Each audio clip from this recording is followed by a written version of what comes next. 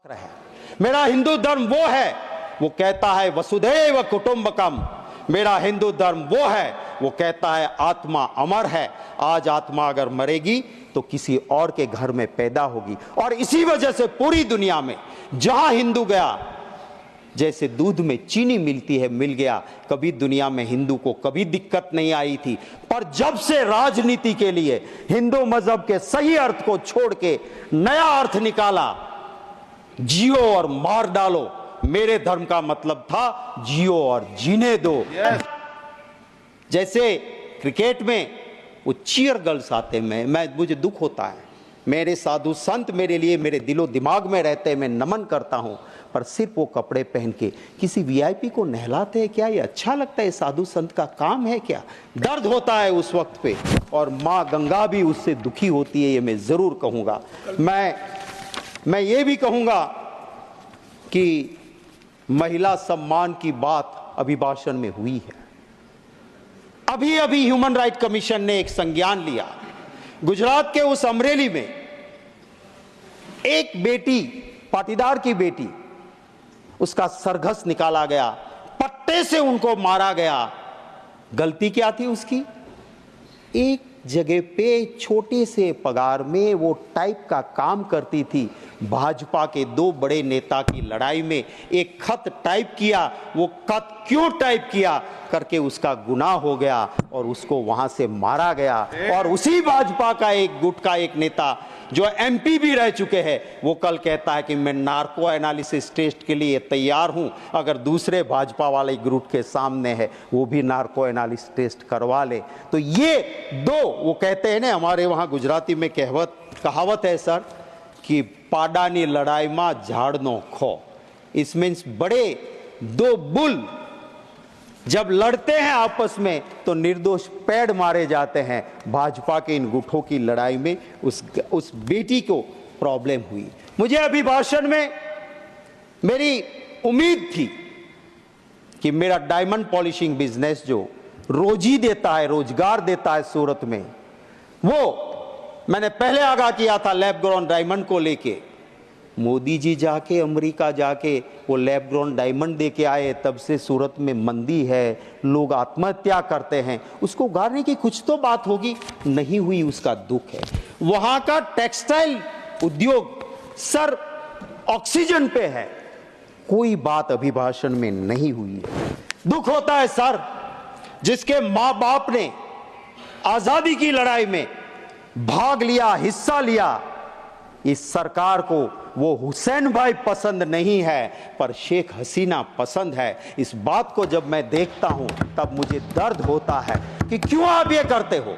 हमारा संविधान कहता है विदेश नीति में भारत की सरकार कभी किसी दूसरे देश की नीति में कहीं भी चंचुपात नहीं करेगी, ये हमारी विदेश नीति कहती है। और हम क्या करते हैं? अमेरिका में चुनाव चलता है और वहां जाके कहते हैं अब की बार ट्रंप सरकार। और फिर क्या हुआ?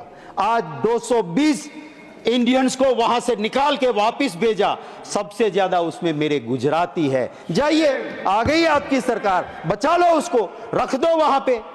अरे मेरा हिंदू धर्म तो वो है सर कि चींटी काटती है ना हमें, उसे खाना जाके परोसो, वो मेरा हिंदू धर्म है, उसे मुझे फक्र है। मेरा हिंदू धर्म वो है, वो कहता है वसुधैव कुटुंबकम। मेरा हिंदू धर्म वो है, वो कहता है आत्मा अमर है। आज आत्मा अगर मरेगी तो किसी और के घर में पैदा होगी। और इसी वजह से पूरी दुनिया में जहां हिंदू गया, जैसे दूध में चीनी मिलती है, मिल गया। कभी दुनिया में हिंदू को कभी दिक्कत नहीं आई थी, पर जब से राजनीति के लिए हिंदू मजहब के सही अर्थ को छोड़ के नया अर्थ निकाला, जियो और मार डालो। मेरे धर्म का मतलब था जियो और जीने दो। जियो और मार दो आया, और उसके बाद जहां जहां भी बाहर हिंदू रहता है वहां दिक्कत होती है।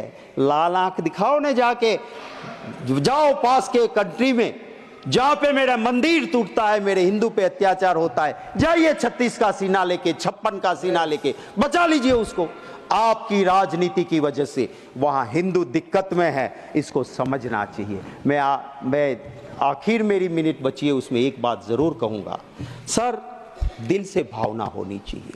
गांधी जी गरीब के बेटे नहीं थे, उसके पिता के पास हवेली थी, सबसे बड़े अफसर थे वो नवाब के जूनागढ़ के। गांधी जी खुद बैरिस्टर थे, सूट बूट पहनते थे और जिंदगी भर मौज कर सकते थे। उसने कभी नहीं कहा मैं गरीब का बेटा हूं, पर जब देखा कि मेरे देश की आजादी की जरूरत है तो सूट बूट छोड़ के धोती पहन के आ गए और आधी धोती पहन के इस देश को आजादी दिलाई।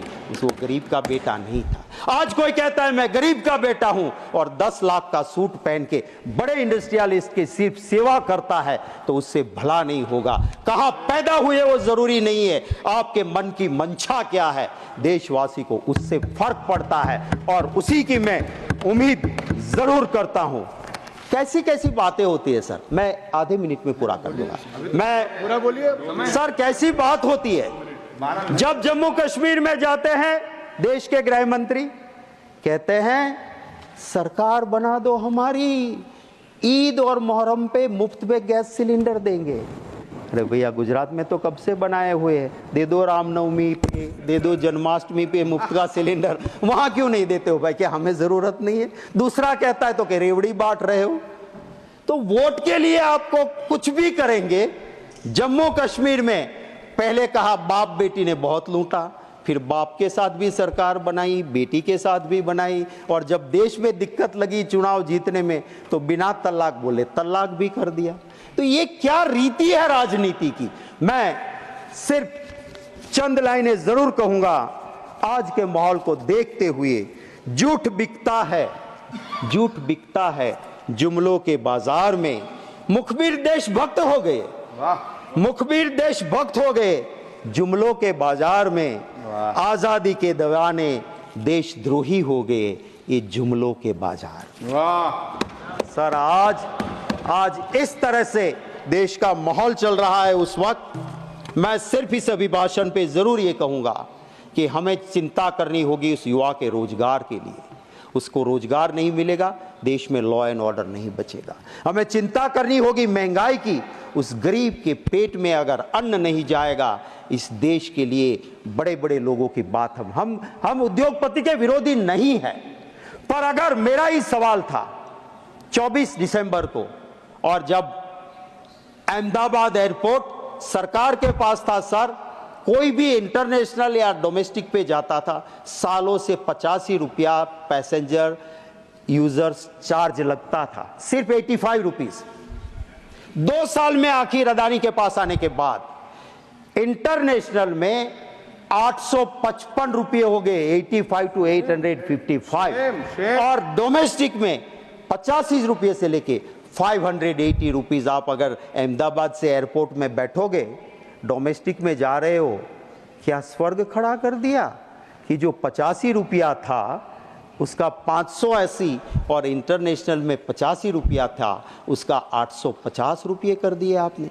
ये जब प्रजा को लूटते हैं आपके दोस्त, तो हम बोलते हैं, हमारे नेता बोलते हैं। यहां से कोई कह रहा था जब बोलते बोलते कि आपके नेता को बता देना लोकसभा में। हम, अरे भैया हमारे वहां तो छोटा कार्यकर्ता भी हाथ पकड़ के राहुल गांधी को कह सकते हैं, आप में से कोई भी बता दे, सच बोले और बता दे आपके नेता को हरेन पंड्या का जो हाल हुआ था वो हाल आपका नहीं होगा, तो मैं राजनीति छोड़ दूंगा। सच सुनने की तैयारी वहां नहीं है। यहां तो इंटरनल डेमोक्रेसी है साहब, खुल के बोलते हैं, अपनी बात हम रख सकते हैं। इसी तरह से हम यहाँ के राष्ट्रपति जी के अभिभाषण के मुद्दों पे मैं सिर्फ यही कहूँगा कि जनता की बात करें, उसको परिपूर्ण करें। संक्षेप कर जी, मैं कंक्लूड कर दूं सर। स्मार्ट सिटी की बहुत बातें हुई थी, आज के अभिभाषण में वो गुम है। गरीबों के आवास के आंकड़े और सच्चाई काफ़ी दूर है।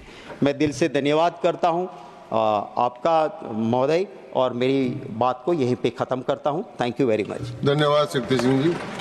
श्री ए रहीम।